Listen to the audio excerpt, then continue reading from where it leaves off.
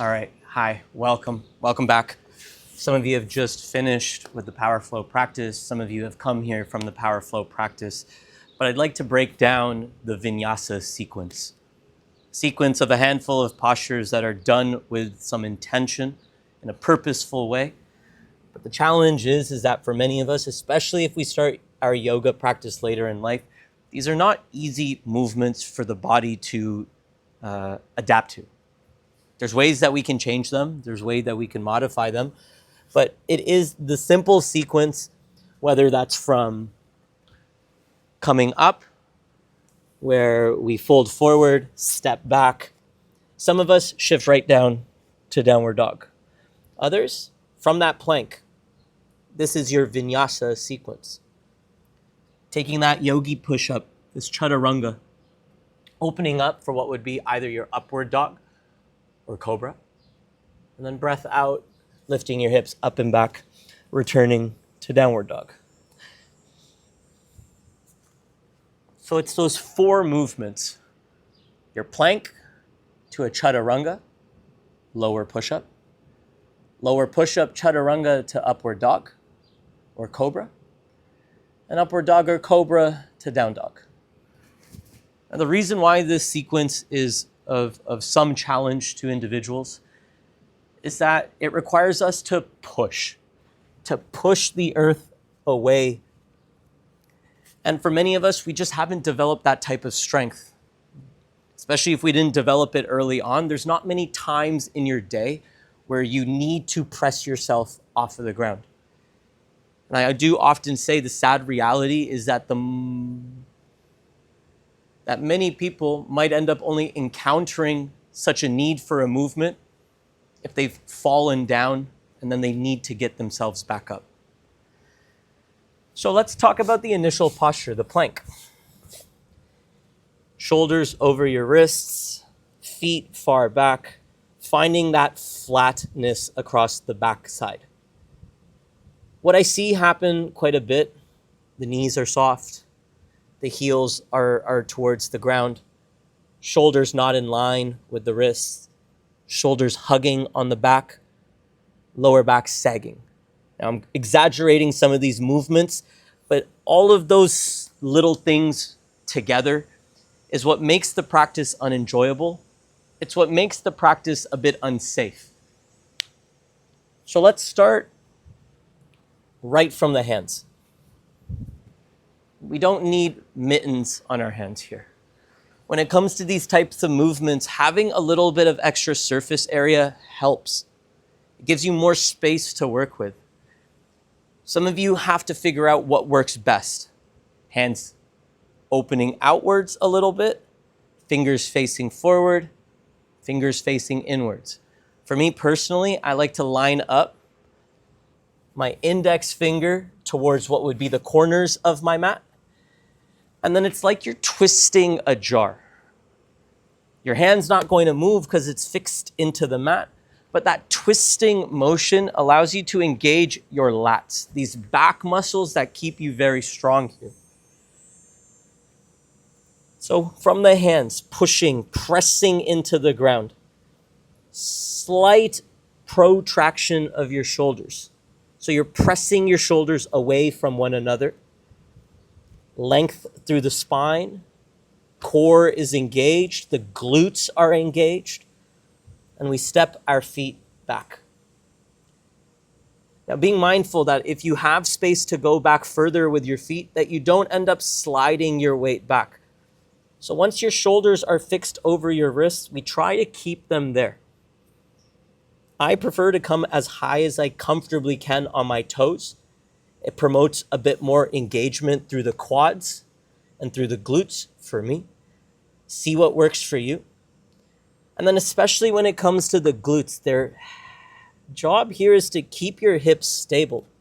So sometimes what ends up happening is if the glutes are soft, the hips will start to sag forward, which places more weight into the upper body. Think about pressing the earth away with your butt, or as you lift your butt to the sky here. So feel this posture out. Some of us may be a bit wider with the feet, some of us a bit closer. But that's your plank. Plank can be taken from the knees as well.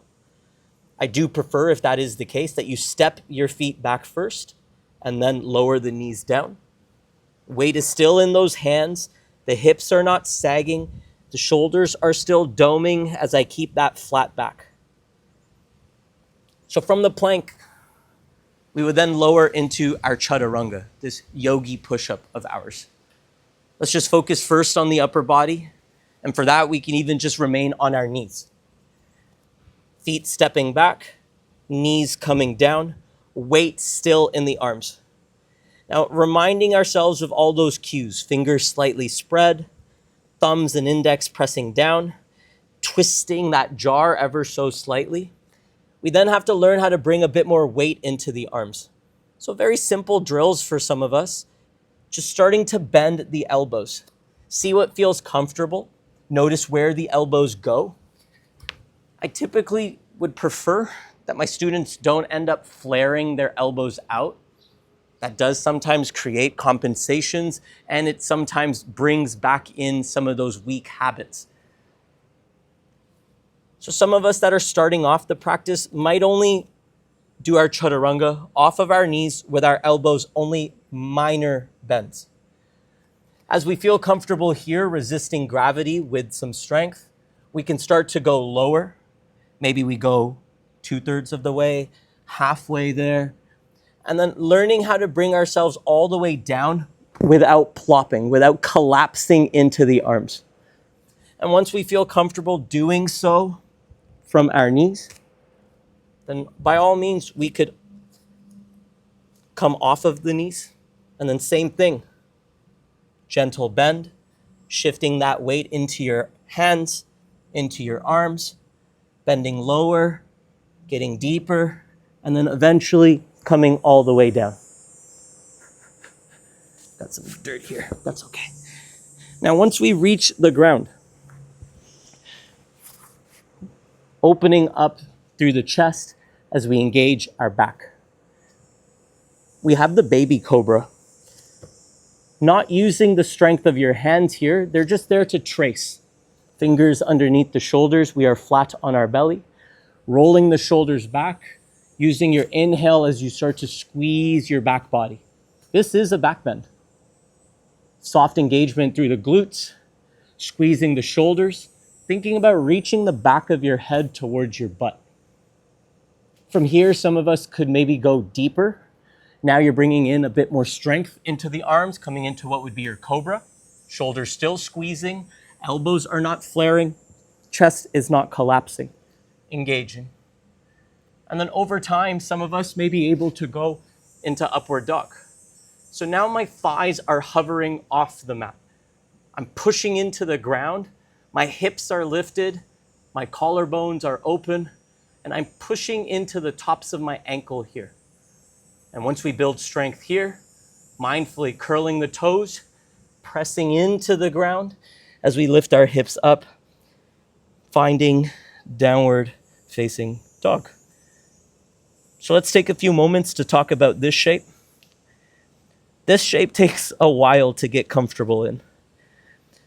As much as teachers may say that this is a resting pose, which to some degree it is, it still requires a lot of active engagement, maintaining that strength through the hands, through the arms. In doing so, we're not then collapsing into the front body. Main thing to balance that strength through the upper body, pressing into the ground, dipping your chest lower to the ground, bringing your shoulders a bit more onto your back. Then balancing that out with a bit of softness. Bending your knees helps to take some of the tension out of the lower back and hamstrings. Lifting the heels might take a little bit of the strain out of the calves. Widening your base may help. See what works for you. And you can bend your knees generously, maintaining that strength through the arms.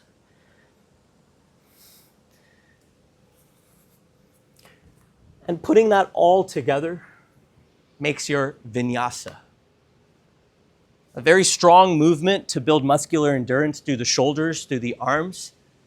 to build strength and stability through the core, to actively open up through the chest, through the abs, through the front body here. It is quite a full body movement, but doing it safe, having that awareness within the body is what makes this sequence so wonderful. So let me know what you think. Practice this in the comfort of your own home with blocks, with bolsters, with whatever you need to support your journey on your mat. And then let me know if you have any questions about this sequence or about other postures that might come up in your practice. Thank you all for listening. Enjoy your practice, have fun with it, and I'll see you again.